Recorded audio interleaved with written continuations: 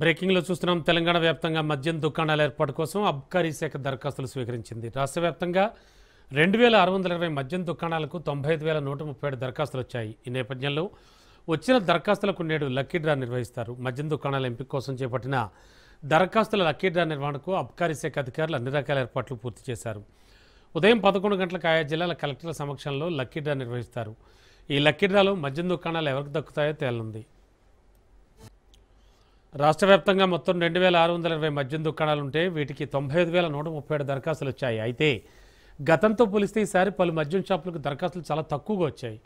మొత్తం దరఖాస్తులు 3 వంతులకు పైగా నగర పరిసరాల్లోనే నమోదయ్యాయి. హైదరాబాద్, సికింద్రాబాద్, మేడ్చల్, మల్కాజ్గిరి, సరూర్ నగర్, శంషాబాద్ ఎక్సైజ్ జిల్లాల్లోని 615 దుకాణాలకు గాను 33,835 దరఖాస్తులు వచ్చాయి. సరూర్ నగర్లో 134 షాపులకు 7,845 దరఖాస్తులు, శంషాబాద్లో 100 షాపులకు 8,536, మల్కాజ్గిరిలో 88 షాపులకు 5,128 దరఖాస్తులు, మేడ్చల్లో 114 షాపులకు 6,063 దరఖాస్తులు వచ్చాయి.